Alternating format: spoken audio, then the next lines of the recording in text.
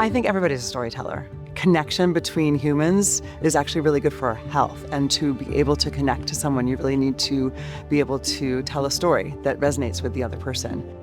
I think storytelling is really missing from most of the healthcare experience. I know it can be super powerful when people recognize themselves in a story of health. I myself did not know that I was suffering from postpartum depression until I heard Brooke Shields talk about it on TV.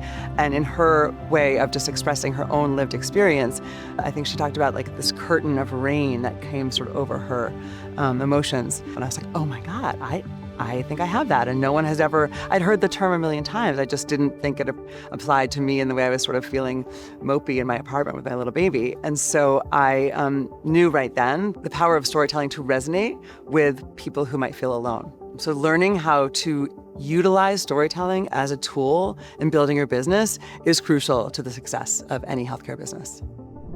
I'm Ann Fulenwider. I'm the co-founder and co-CEO of Alloy Health. I was a magazine editor for 25 years, and we're going to talk about storytelling as strategy.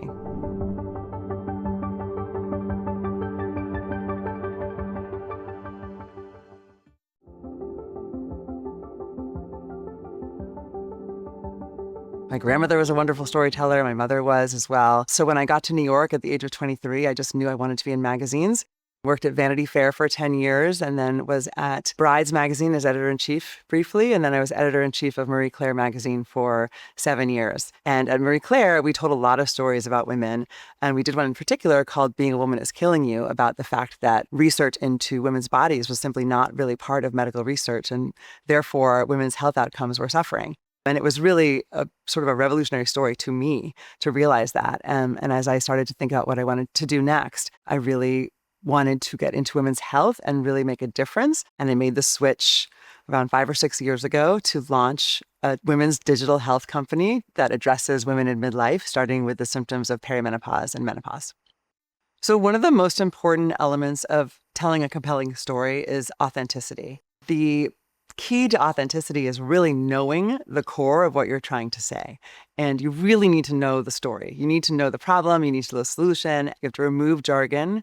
And people use business jargon, I think, because they think it's businessy, when in fact, every single business person, investor, customer, all of these people are human beings. And what they really are searching for throughout the day is meaning. Healthcare has historically, I think, really failed at connecting to the humanity of patients, of customers. And that is something that Alloy really stepped in to connect the solutions and the doctors and the experts directly to the customer. The power of building Alloy was in shedding light on a previously hidden condition that's actually universal for all people born with ovaries when they get to a certain stage of life.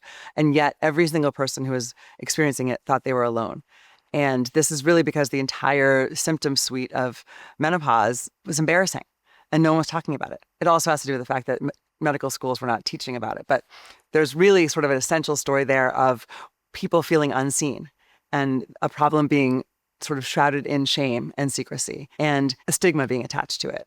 And the minute that we could shed light on that, it's like an aha moment for everyone who touches it, because it's so powerful. It's like, oh my gosh, there's this whole population of unseen people who are suffering and we can help them.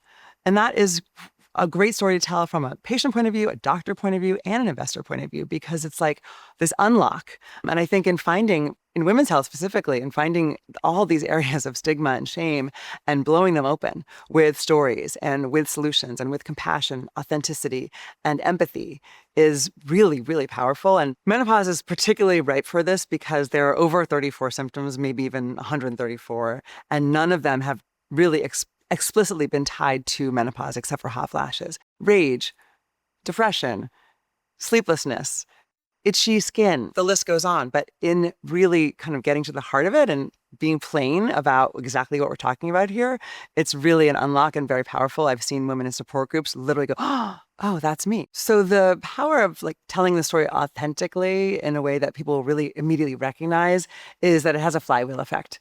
If you are making someone feel seen and they are greatly relieved because they see themselves in the story that you're telling, then they will be telling their friends about this. This is it's viral practically, the way that it kind of spreads from person to person, the word of mouth.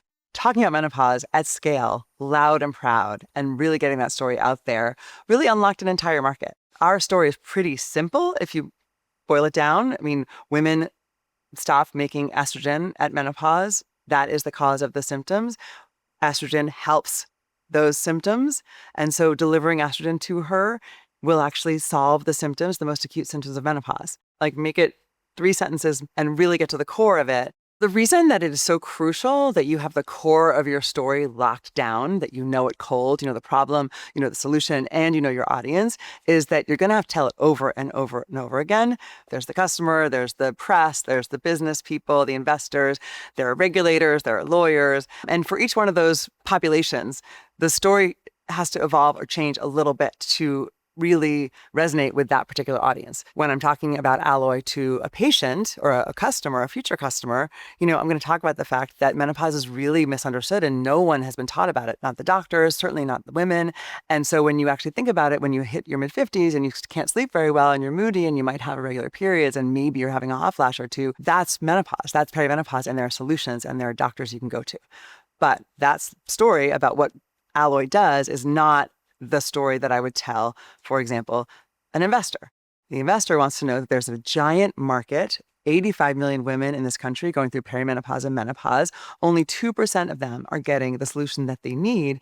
And therefore, there are tens of millions of women out there suffering needlessly from a universal experience that has a very safe and FDA-approved first-line therapy that has simply been hidden from view for 20 years. So this is a great opportunity because of the numbers, but it's also a chance to really improve women's lives. And so you'll see I'm still sticking to the core of the mission of what Alloy is. I'm just framing it slightly differently for different audiences.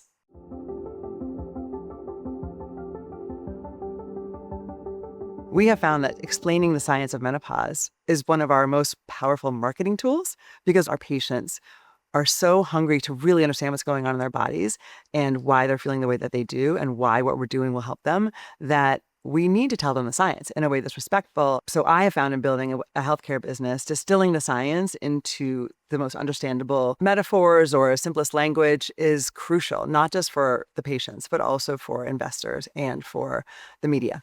There's so much to the science of what happens in a woman's body as she goes through perimenopause and menopause that we have had to get our minds around ourselves and then turn around and explain to various different audiences, be it investors, the media, or the consumer and the patient herself. Menopause is when your ovaries stop making estrogen. You have estrogen receptors in every single cell in your body. And therefore, when you go into menopause, it affects every single organ group in your body.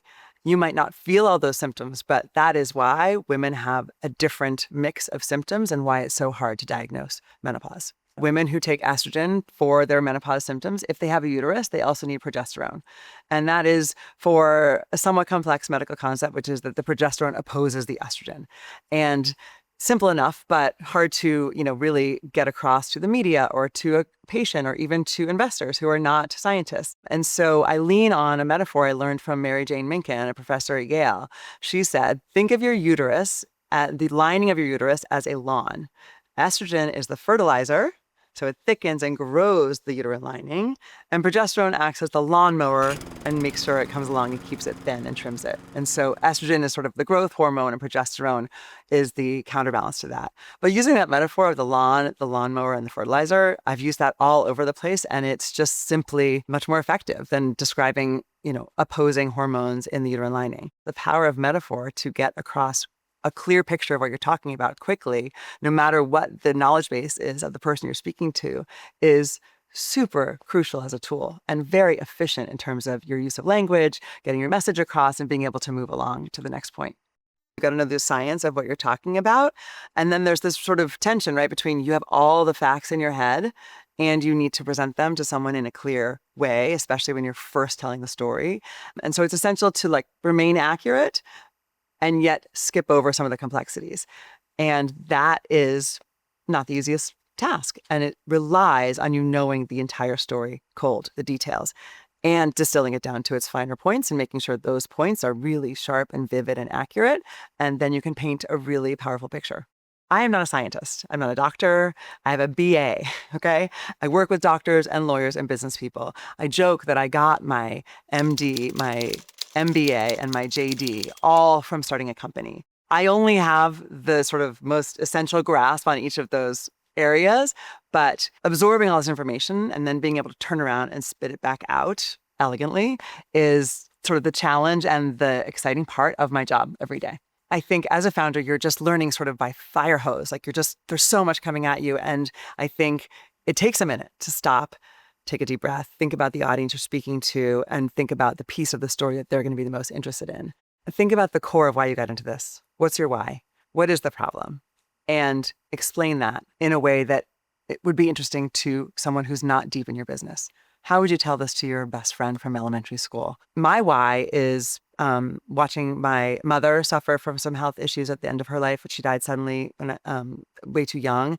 And then also watching my daughter, who is fine now, but she was, a teenager going through some health issues as well. All of these were issues that really only affect women, and all of them were misunderstood and are not well researched or treated in the healthcare system.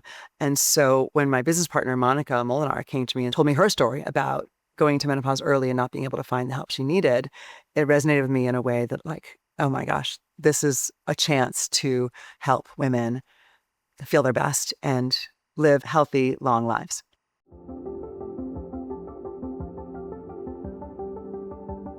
Pitching your story to the media is really a crash course in really thinking about the audience you are pitching your story to. What part of your story is going to be interesting to that audience of the media outlet's audience?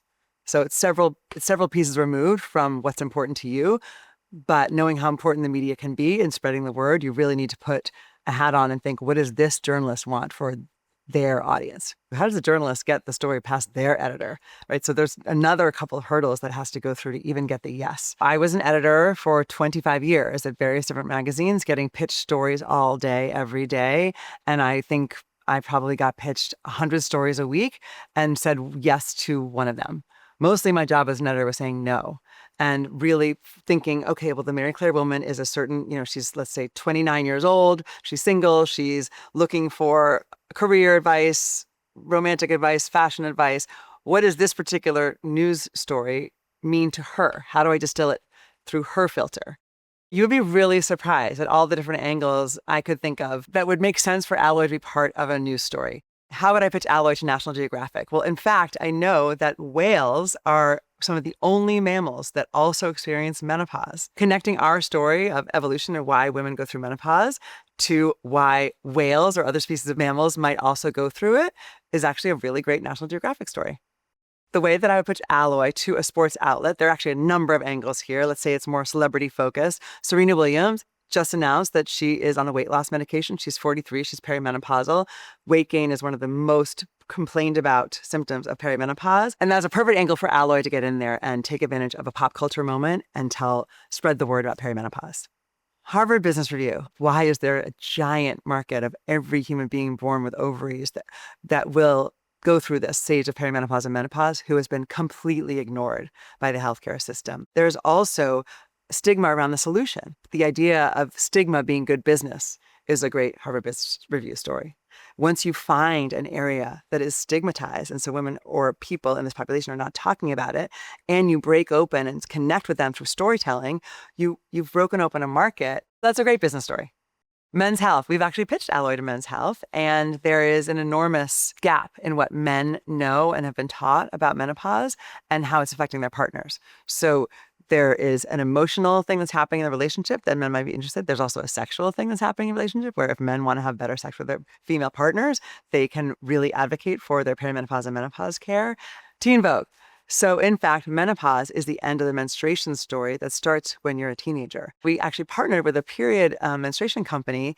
We did a Q&A with their customers, and there was endless curiosity and fascination and questions about what happens at menopause. And in fact, it's very similar. Perimenopause means your cycle is irregular and it can come upon you at any minute, which can create embarrassing situations, much like when you're sitting in middle school or high school and having embarrassing situations around menstruation. So there's actually a ton there, and you wouldn't think about it because teens are not the menopause audience. Social media is another really important part of the media landscape these days, obviously. It is evolving at lightning speed. There is a new platform or new trend on a platform every day, and it is important to penetrate those audiences as well. And by the way, each one of those platforms has its own way that works for it. Something that works on Pinterest is not necessarily going to work on TikTok or Instagram and vice versa. And so you really need probably channel experts to distill what's working on each channel at a given day and get your story out there. You can do that with influencers. I also think there's a lot of value in telling your story yourself on these platforms. You have a lot of probably content people, doctors, experts, scientists in your own company that can serve as part of your content. And there's really nothing more authentic than that. There's a return to more traditional outlets that have more power than you think. TV, direct mail. You really sort of need to hit each one and not ignore some of the slightly more outdated media channels. Don't feel like because you're the founder, you have to do all the social media. Who is making a connection with that audience? It doesn't have to be you. It might be one of your customers. It might be user-generated content. If you do become part of your brand's social media, you are an ambassador for your brand, and that needs to be consistent, and you need to be careful about the safety of your brand, and you need to make sure that when you are on social media, you're doing it as the founder of a company and not just as yourself individually in your personal life.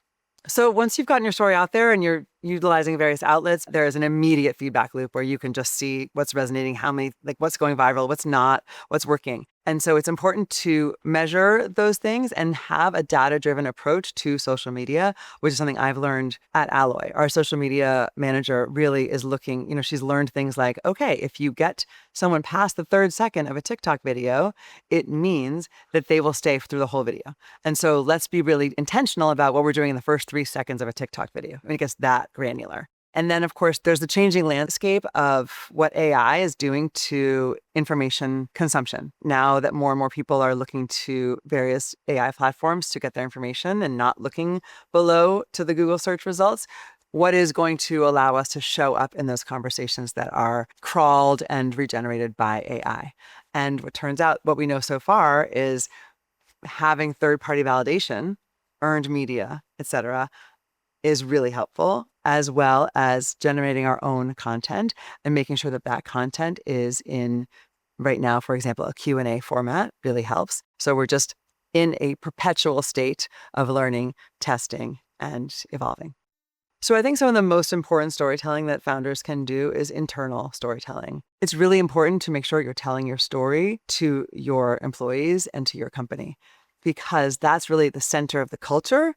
And people stay at companies and give them their all because they believe in the culture and the mission. So at Alloy, we have an entirely remote company, and we do every day for 15 minutes, we do an all-hands meeting. It's really important that you communicate the big picture, your core values and the mission and where you want to go with the company. But then it's also really important that you break it down into achievable tasks and sort of department goals quarter by quarter, so that it's not just up here, it's also driving people's daily work. But you really cannot be over clear, you cannot over communicate, you cannot overdo it, you cannot over repeat yourself. I think the place that I've seen the mission reflected back to me in a really powerful way, where I've known that we've succeeded, is actually through customer testimonials. One person's experience of Alloy and how they feel and how it made them feel like they're back to themselves, or they had a really meaningful experience with a doctor, or they felt heard for the first time. And we sort of end the week every week with a roundup of those. And it really is the why. And it really